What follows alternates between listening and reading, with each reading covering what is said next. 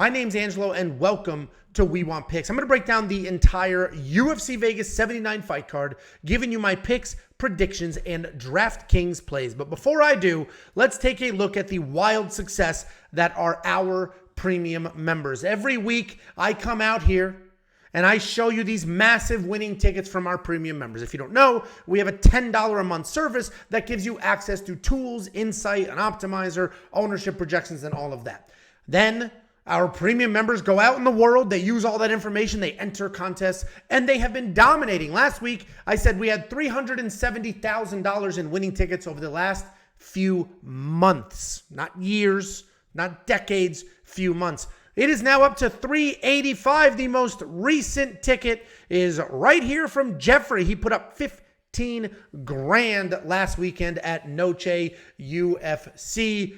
Guys, it is not a coincidence. We had one winning ticket, and I was just hammering that home. That's a coincidence.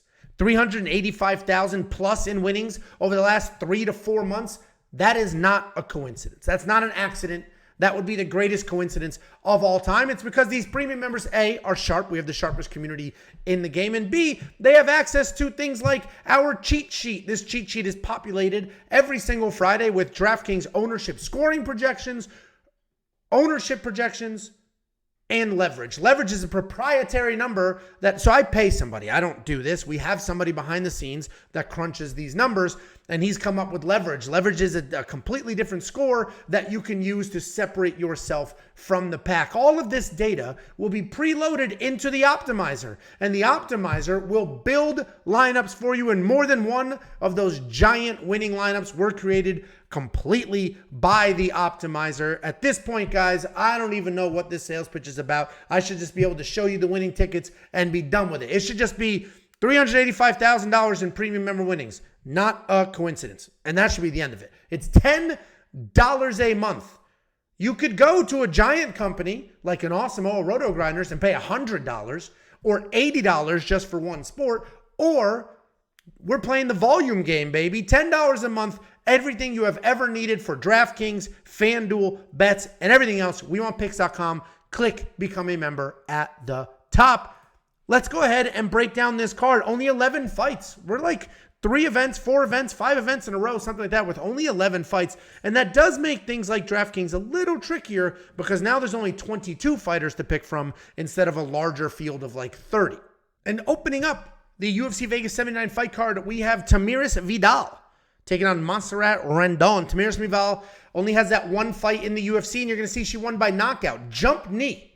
A jump knee on Ramona Pascal, but she's not a striker. She does have some big power. She's a grappler. She's going to come forward, absolutely bomb away, try to work you to the cage, try to get those takedowns, and then she'll excel on the ground. Once she gets to the ground, she's got real nice top work. She's going to strike. She's going to look for a submission. She's really tracing those finishes, but don't let this knockout in her UFC debut trick you into thinking she is a striker. She's taking out Montserrat Rendon. She is making her UFC debut. She's also a little older, 34, I believe, which is not old. I'm older than that, but it's a little older to be just now getting to this level and to only be having, a handful of fights under her belt. But she's also a grappler. She's going to come forward, stick a jab in your face, and then look to work down takedowns. They're not great. They're trips, clinch type stuff. They're not just big, beautiful shots, but she is powerful. She will come in your face, and she's going to stay there and bring the fight to you. And when I say powerful, I just mean strong. She doesn't have big one-punch knockout power. You're going to see she's undefeated, but if you dig into that a little bit, you watch just a little bit of tape, a couple of sketchy decisions in the mix. This is a Tamires Vidal win all day long. I don't know why their last name is 5 letters. Vidal. It's her all day long, and I am probably going to spend that money because I do think she can win by finish. So right off the rip, $9,000 on a female fight always seems a little sketchy, but I think there's just a giant gap in strength, in skill, in toughness, in aggression, and I think Tamires Vidal is going to go out there and just beat on Rendon and probably get a finish and potentially be worth that $9,000. Then we have Mizuki. at $9,200. She's coming back after 3 years away. She did need ACL surgery. And you'll see she had 2 fights in the UFC years ago. She beat Yanan Wu, lost to Amanda Lemos by decision, did put up 51 points because she had a whole bunch of control time against the cage and, it ended up in those positions. But the reality is Jacob wants to categorize her as a grappler, and she can grapple. She's decent everywhere. She's been a professional fighter since she was 16 years old. 16 years old. She's been a professional fighter. She's been around forever. She's fought a whole bunch of people, and she is better than this 1-1 UFC record, although the Amanda Lemos loss is a quality loss. The way I categorize her is I think she's a busy striker. I think she's going to come forward, just pot shot, no real power, just stay in your face, keep her hands going, things like that. She can get takedowns, and if she's on top, she will do well. She's got some submissions. I personally think she's more of a striker than a grappler, but all in all, very well-rounded fighter, as you can imagine. Professional debut at 16 years old, 13 years later, you'll get quite a bit of experience. She's taking on Hannah Goldy. Couple things to note here. Hannah Goldy is making her debut at this weight class. She's coming down in weight. She was already big and jacked. Coming down in weight might prove very, very difficult. Even if she makes the weight, who knows what she's going to look like in the cage after a couple of minutes, right? It's going to be very hard. It's hard enough when a smaller man cuts that weight, but a smaller woman, that 10 pounds to go from 25 to 15, that is huge. Think about the percentage of your body weight that is gone, and she already had no fat on her. So I imagine she's going to be pretty sucked out, pretty tired early. I do think Mizuki wins. I just don't know if I'm going to spend the $9,200 because I don't think she's going to win by finish. I think we just have 2 volume strikers. Hannah Goldy is also a volume striker, and as jacked as she is, she doesn't really use that. She's not dragging people to the ground. She does have some submissions, right? You saw she submitted Emily Whitmire. But the reality is neither one of them have fight-ending power. I don't think either one of them are very dangerous. They're both pretty tough. They're both busy. They both have tons of cardio. At least Hannah did at the higher weight class. I don't know what it's going to look like here. I think Mizuki will be able to outwork Hannah, avoid sort of the cage control, avoid whatever, the volume strikes are, and Mizuki should win.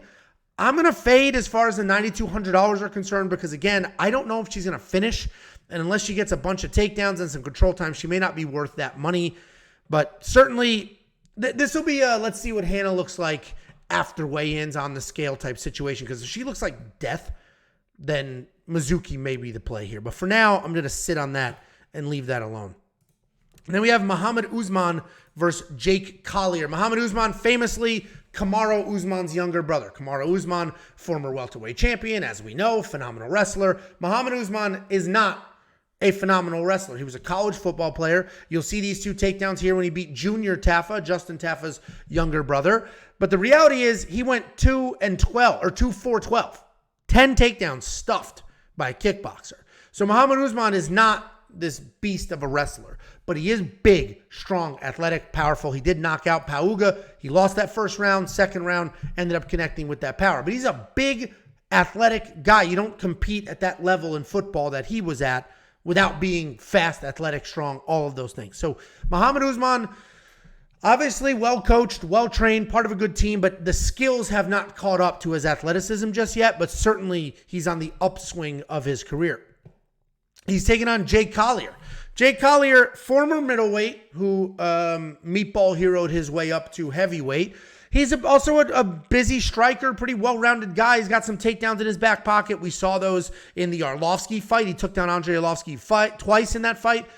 A lot of people think he won that fight. Bad decision. And that really just speaks to Jake Collier's experience. Let's walk through who he's fought. You're not going to recognize a bunch of these names, but then we got Devin Clark, Tom Aspinall, Jean Vellante, Carlos Felipe, Chase Sherman, Andrei Arlovsky, Chris Barnett, Martin Bidet. Even though he's not winning all of those fights, these are good quality opponents that he prepared for, that he was in there with. I think Jake Collier is actually a decent underdog in this fight, but I also think these are 2 sloppy heavyweights with no finish. So I'm going to leave these guys out. If this was like big power guys, I would say you should probably have some exposure in the large field tournaments because somebody's going to score really well and get a finish. I don't think there's a finish in this fight. I think it's either Jake Collier just jabbing his way to a boring decision, as he has done, or, look at this. He beat, he beat Jean Vellante, 80 points he put up. 80 points. And all it was strike you. That's it. And yeah, if you pay $7,800 as an underdog, you get 80 points. That's solid. But if we're on the other side of this and we're at 8,400 for Usman, he's going to need the takedowns. He's going to need the control. He's going to need to potentially get a finish. I do think Usman wins this fight. I think his athleticism, his size, he's a true big boy heavyweight. I think that's going to be a little too much for Jake, but I'm not necessarily going to spend that money either on Mohammed Usman. Jake Collier's got a decent chin on him too. So obviously Tom Aspinall stopped him, but that's Tom Aspinall. He's stopping everybody. Then we have Cody Brundage taking on Jacob Malkoun. Cody Brundage, feast or famine fighter. I mean, 3 losses in a row, but let's look at 3 finished losses in a row. But let's look at it. McCall Olenjachuk, 3 takedowns before he got caught. Vieira, one of the best grapplers on this planet. And this is where it's going to get frustrating. One of the best grapplers on this planet, Rodolfo Vieira. Cody Brundage drops him. He only got credited for 1 knockdown. Looked like more than that. Had this guy on ice skates. Probably could have finished him with a little better fight IQ. Starts pulling guillotine. Obviously gets gassed. Loses that fight. SD Dumas. Cody Brundage takes that fight on short notice. Comes out. Boom. Beautiful takedown. Starts beating the crap out of SD Dumas. Then starts pulling guillotine. Makes no sense. Makes no sense. He's just giving it away. Just giving it away. And then he ended up losing a decision. It's absolutely insane. Point being, Cody Brundage looked phenomenal at one point or another in basically every single fight he's been in. Every single one. And then he somehow figures out a way to lose. With that being said, he's got big, powerful hands. He is a high-level wrestler. And if he wants to use his wrestling, he can use it, and he can do well using it. Cody Brundage is a very talented fighter who makes terrible decisions inside of fights. $6,700, skill-wise, if you were just pricing his skill set, he'd be the best value on this card. But once you include the whole package, and the skill set comes with the brain that tells the body what to do, then yeah, all of a sudden $6,700 makes a little bit of sense. He's taking on Jacob Malkoun. Jacob Malkoun, $9,500. He's priced so incredibly high because the reality is he puts up numbers in these wins. 131, 129, 115. And that's because of the takedowns. 9, 7, 6, 8. I mean, he put up 68 points in a loss. I think he beat Rendon now, and I think that was a bad decision. But he put up 68 points in a loss. Jacob Malkoun is going to come forward, immediately start wrestling. He's got nice, actual lower your level takedowns. His control sucks, which is why he has so many takedowns. But that's great for DraftKings. Terrible control. You score better with takedowns than you do with a whole bunch of control, especially because he gets both. He'll take somebody down. They stand up. Free and clear. Takes them down again. Hangs on for a minute. They stand up. Free and clear. Does it again. So now he's getting the control time when he hangs on before he stands up, and he's getting the takedowns.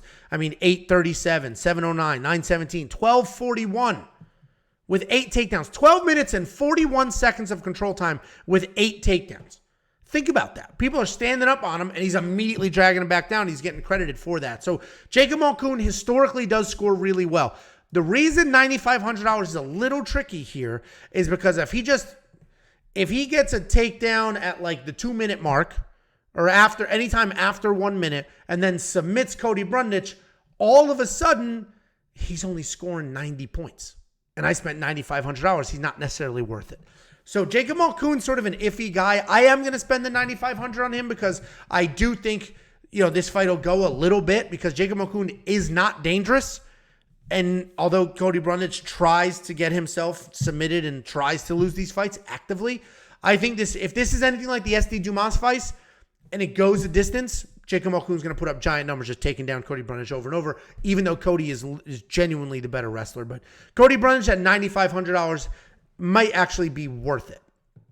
Then we have Tim Means, Andre Fialho. As we know, Andre Fialho, Jacob's nemesis this week. Tim Means is Jacob's lock of the week, his underdog pick for the week. But Andre Fialho, big, heavy-handed striker. He is at welterweight now. He started at middleweight, had some success at middleweight, then got knocked out a handful of times and said, let me go down and wait. So he knocked out Baeza, UFC debut. Knocked out Cameron Van Camp, UFC debut. Things looked great. All of a sudden, Jake Matthews gets to his chin. Salikov gets to him. Buckley gets to him. Now he's riding a 3-fight knockout streak. He does have a nice double jab. He does have some big power in his hands. He does have a little bit of wrestling if he needs it. We've also seen him before the UFC get taken down, sort of held down and controlled. But Andre Fialho, very, very, very dangerous. Before this 3-fight knockout streak, he did have a bit of a chin, but that is just long gone. That chin, we're not going to see that thing for a while. He's taking on Tim Means, Jacob's underdog lock of the week. If you don't know what that is, go watch his lock of the week video. It's absolutely incredible week in and week out.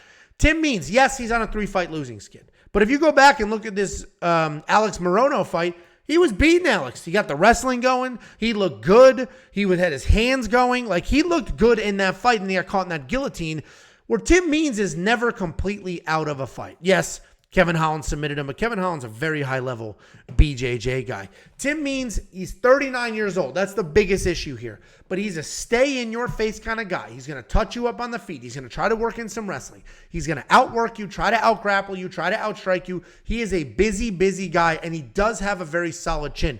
We're not seeing Tim Means just get leveled, knocked out. The last time he had that issue was Nico Price. And Nico Price, super dangerous guy. Not now necessarily, but when he first started in the UFC, before he took a lot of that real damage, very, very dangerous guy. And Tim Means is just going to get in your face, stick with it, stay busy, and just grind. I also think Tim Means can win this fight, as does Jacob. I think Andre Fialho, obviously he's got a puncher's chance, but I think, he's younger than Tim Means, but I think he's a lot older in fight years, the damage he's taken. I think Tim Means at $7,300, you're going to need some underdogs in every single lineup that you make, and I think Tim Means is one of the better underdogs on this card. Even in the Alex Morono fight, he scored 28 points. That's nothing, right? But he scored 56 in the loss to Griffin. He scored 22 in the loss to Holland. Those are actually okay numbers considering he's losing by finish. But I do expect him to win this fight, so he may do well. He may put up some very real points, especially at that $7,300 price point. Then we have Dan Argueta and Miles Johns. This is another controversial fight. I like Dan Argueta. I think Dan Argueta is going to win this fight. Dan Argueta is a wrestler, and he uses his wrestling. We can trust him. He came forward. Ronnie Lawrence was this beast of a wrestler that had 10 takedowns in this fight, 8 in that. And Dan Argueta just, boom, takes him down immediately, has control, throws him into submission, dominating that fight. Referee just assumes, he just starts shaking Ronnie Lawrence's hand, taps him out, and all of a sudden that fight's over. They review it, and they call it a no contest. That's why there's no real, he got 17 points because it didn't get an official win. And nobody won that fight. But Dan Argueta will come forward. He will wrestle. And he will make stuff happen. He put up 4 takedowns and 101 points against Nick Aguirre.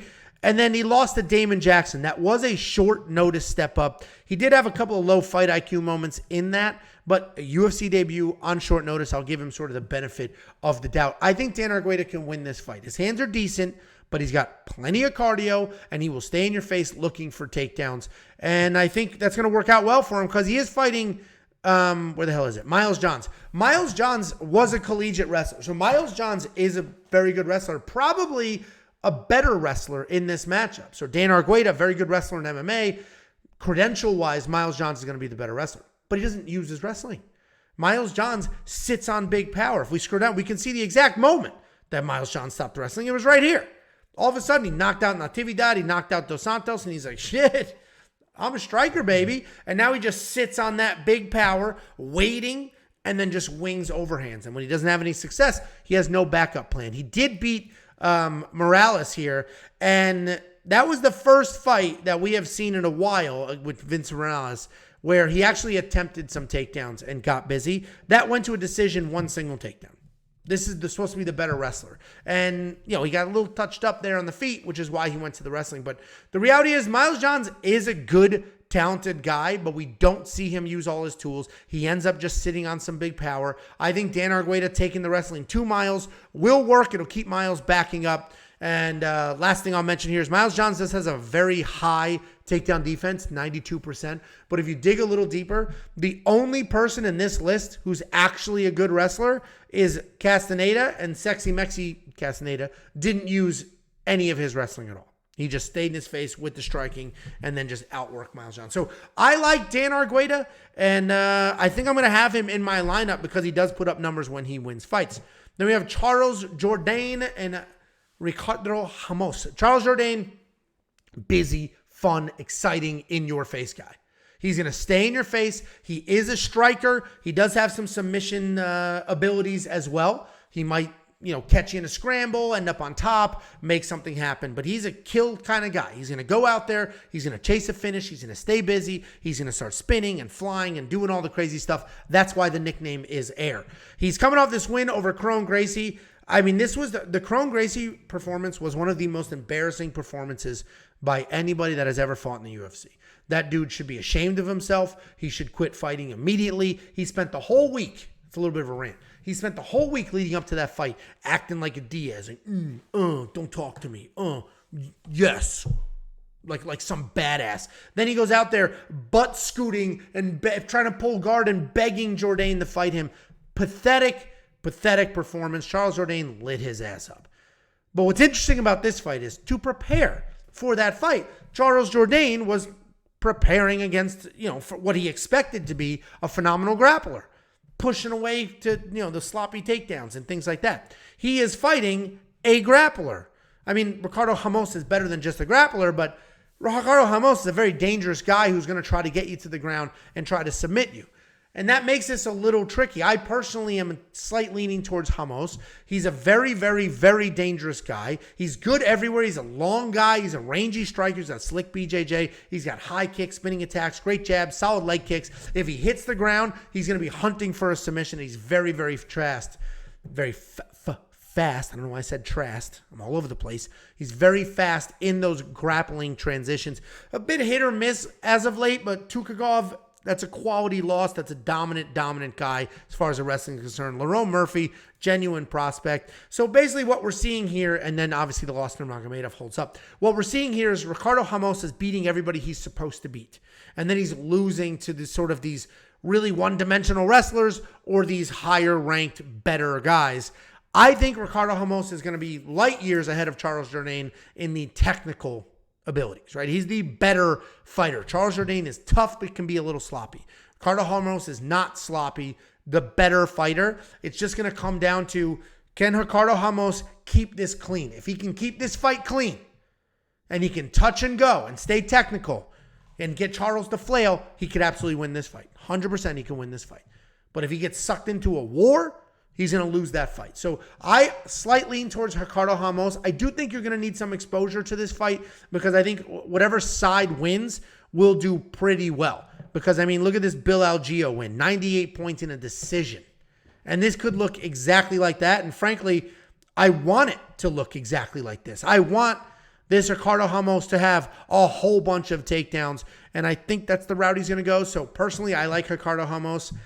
Nice, $7,900 is a little more than I would like to spend, but I'll take a peek at it and see what we're looking at when I'm actually building my lineup. Then we have Bryan Battle and AJ Fletcher. This is another spot. It's a little controversial. Jacob and I are completely split here. I love Bryan Battle. I absolutely think he wins this fight. I'm very, very confident in him. One of my more confident picks on the card. And the reason is this loss. He was taken down a whole bunch of times in this fight. He never sat still for a half a second. Renat Fakhretdinov is a very, very good wrestler. He came forward and he would take Bryan down and Bryan would just scoot his hips and scramble, come back up. Scoot his hips, scramble, come back up. That kid did not stop moving for 15 full minutes. And that loss was like, wow, he is incredible. Bryan Battle gets better every single fight. His hands are getting better. His physically, you can see he's getting just more defined. He's just physically getting better. Technically speaking, getting better, getting more comfortable in the cage.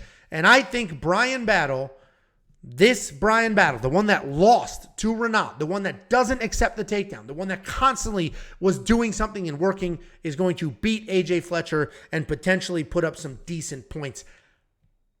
As much as I think he's going to win, I don't know if I'm going to spend the $8,700 because in order to be worth that, he's going to have to, look at this. Here's this decision win. He put up 87 points. I don't want to spend $8,700 for 87.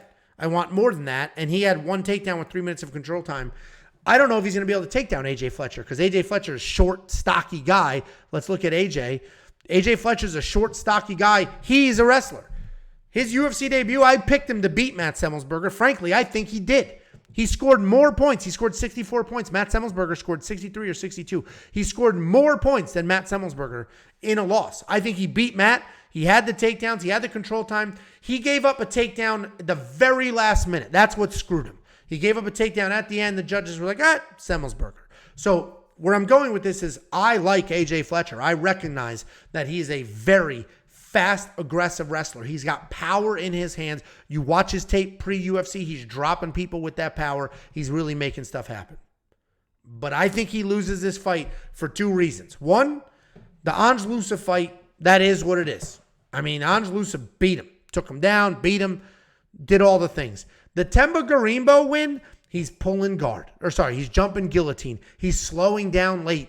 This AJ Fletcher that beat Temba gets smoked by the Bryan battle who lost to Renat Fakhretdinov. AJ Fletcher, I don't think he's going to be able to keep up with the pace, with the pressure. I think the power of Bryan battle is going to get him worried, which is just going to make AJ's shots even worse from farther away. And I just think it's a lot going against AJ into this fight. I think somebody like Bryan battle, that mentally strong, that physically ready to go. We don't see him slow down. He does have submissions. We know he has power in his hands. I think Bryan Battle's going to win this fight. I just don't necessarily think I'm going to spend the $8,700 in DraftKings because I'm going to need a finish or I'm going to need some offensive wrestling out of him, and I don't know if I'm going to get either one of those things.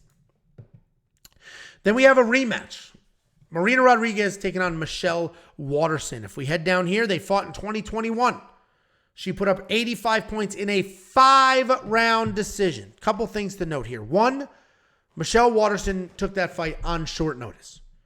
So the reality is the fact that she took that on short notice, went 5 full rounds and did have some success is important to note here. But essentially, Marina just outstruck Michelle Waterson. Marina Rodriguez at $9,300 is the most overrated, overpriced person on this card, and you should not even consider her in your lineup. She will not win by finish. Hopefully I don't look dumb as hell come Saturday night. But the reality is Marina Rodriguez is a very good boxer. She got solid speed. She does have raw one-punch knockout power. Her takedown defense was a little bit exposed in this last fight against Verna Jandiroba. She was taken down 3 times, controlled for 12 minutes. Had nothing to offer in that fight whatsoever. But if she can keep it on her feet and if she can keep her hands going, she does do really, really well and can have some success. She's fighting Michelle Waterson, the karate hottie.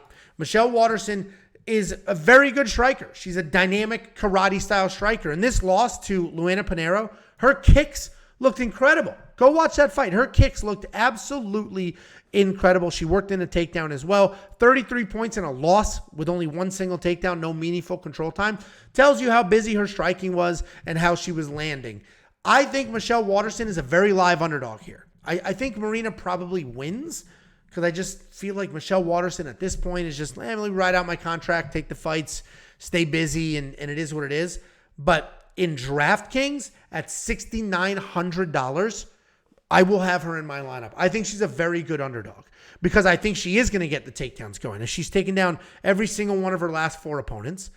She's got decent striking. She'll be able to hang. I know she was outstruck in their first fight, but again, she stepped up on short notice. It was like 5 days notice to fight Marina Rodriguez in a 5-round fight. And she hung. So the reality is, I think Michelle Waterson at $6,900 is a very good underdog who will fight for your money, stay busy, not get finished, potentially even win the fight. If she wants to get her takedowns going, we just watch Marina get out-grappled, get held down, and just not have anything to offer in the wrestling department. So Michelle Waterson is going to be in my lineup, potentially should be in yours, because again, you need underdogs in your lineup, and we're trying to find the highest scoring underdogs that can win, and I think Michelle Waterson is one of them. Co-main event, Bryce Mitchell and Dan Ige. Bryce Mitchell, $8,800. If we go through his winning scores, $8,800 is a good price point. 124, 113, 108. $8,800 is not so bad because he has 4 takedowns, 7 takedowns, 3. He has takedowns and control time. Look at the takedowns compared to the control time. On average, very few takedowns, right? Yes, he had 7 against Andre Fili, but that dude pops up like just a spring. But the Barboza fight, 4 takedowns, 3 takedowns against Rosa, 13 minutes of control time, 11 and a half minutes of control time. The reality is that Bryce Mitchell has great control. If he takes you down, it is very hard to get up on him. His striking is almost non-existent. He's a trash striker, absolute trash striker. but he's a good wrestler with very clean takedowns. He's going to scramble well, and he's going to take your back. He's going to roll with you. He's going to rack up that control time. He is coming off this loss to Ilia Topuria. He finally fought a ranked guy. He finally fought somebody with better wrestling than him, and he just looked terrible, like a child fighting an adult. He's taking on Dan Ige. Tried and true Dan Ige. Famously, 3-fight run, or actually lost 4 of 5 on a run there. But Calvin Kattar, one of the best on the planet. Da Un Jung, Korean Zombie. At the time, one of the best on the planet. Josh Emmett, one of the best on the planet. Mozvar Evloev, just a phenomenal one-dimensional wrestler. So these are quality losses, because before that, he's beaten all the people he's supposed to beat. First of all, this Mirsad Bektik win, Mirsad Bektik is phenomenal. Never really got the credit he deserved. I mean, look at this streak. And now, more recently, 2-fight win streak where he just reminded people that there are levels to this. I belong in the top 10, top 15, and you're squarely outside of that. Smoked Damon Jackson. Damon Jackson's takedown attempts were trash. Dan Ige stuffed him. Nate Landwehr, in-your-face, busy guy who's going to try to work in a takedown or two. Dan Ige stuffed all 4 of those takedowns, pieced him up, got that win. Dan Ige's another very live underdog. And here's my breakdown. If Bryce Mitchell didn't have all the personal stuff going on in his life, he would be a very clear pick. And I would say $8,800 is a great, great price because Dan Ige has struggled with takedowns. But Bryce Mitchell, his ex-girlfriend cut his fruit trees down. And he's like crying or red-eyed on social media talking about his fruit trees. Then there's video of him bashing in a window from years ago. And a few months ago, he pulled out of a fight. He's on social media crying that he's poor and he has no money. Like, there's just a lot going on. He's out here talking about, I'm the cash cow. I'm the money guy at the UFC. I'm the 145. Get the hell. You're the most boring fighter on the card. Period. End of story. And when have you been this big, like, cash cow money? He's not even main eventing. Anyway, point being, there's a lot of weird stuff going on with Bryce Mitchell. So if I factor that in, all of a sudden, I'm not confident enough to have Bryce Mitchell in my lineup. But if I remove that, and he's just this guy, he's the Josh Emmett, or sorry, I'm looking at the wrong. He's the guy who beat Barboza. He's the guy who beat all those other guys.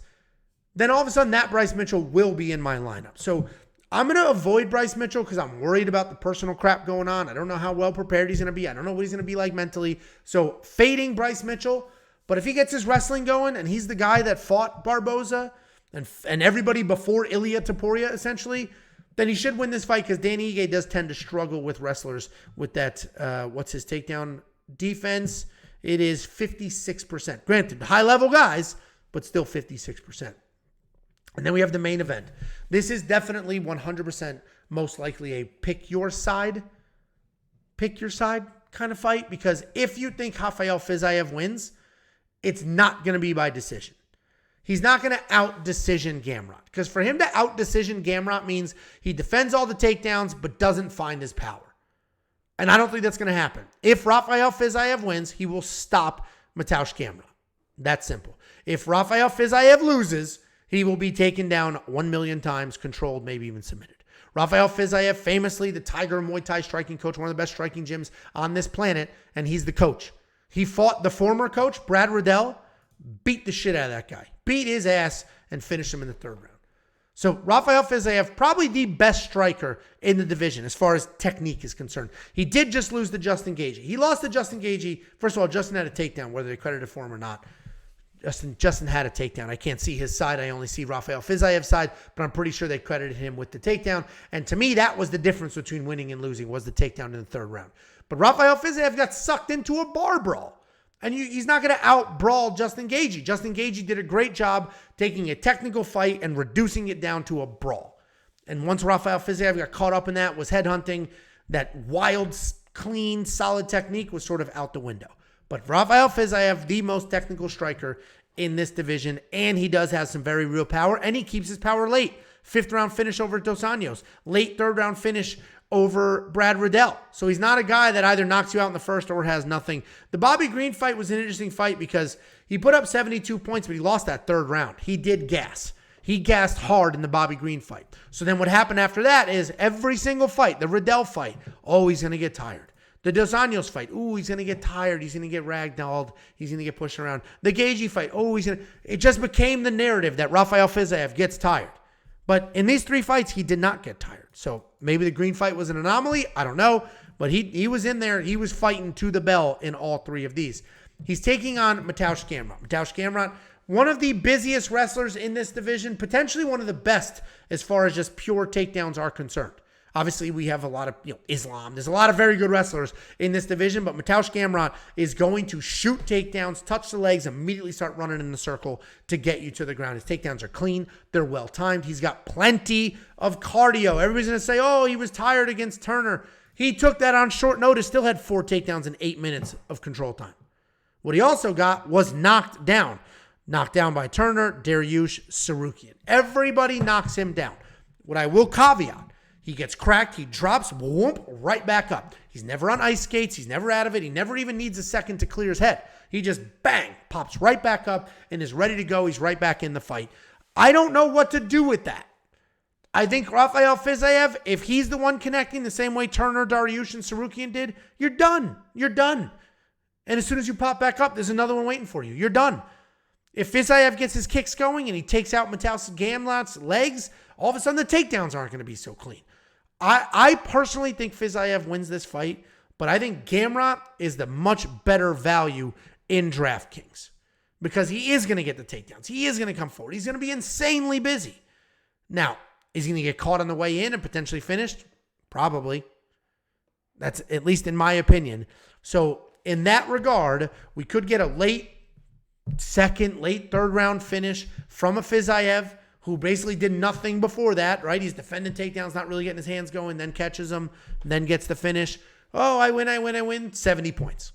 Or we can get Gamrot running the takedown, staying on top, actually winning. This fight could go a million different ways. The styles are beautifully contrasted. I think you need to pick your side and just sort of run with it.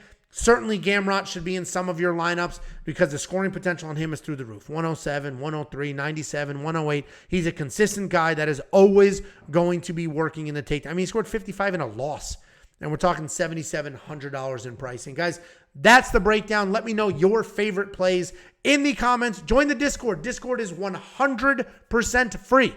If you're a premium member, not only do you get access to the cheat sheet and the DraftKings Plays and the access to the DraftKings Optimizer, you get access to certain channels in the Discord that will give you alerts, private community channels that only premium members can talk to each other, and then you'll be an exclusive part of this crew that has won $385,000 playing DraftKings in the last couple of months. Most recently at Noche UFC, Jeffrey 141 put up a $15,000 ticket. As always, not a coincidence. Not a coincidence. Guys, join premium membership. It's only $10 a month. WeWantPicks.com. Click Become a Member at the top. Do all the things. If you don't want to join premium membership, fine. Join a Discord. That is free. Contribute, learn, participate in the community. You can go to WeWantPicks.com and click the big button at the top that says Discord or the more important button that says Become a Member.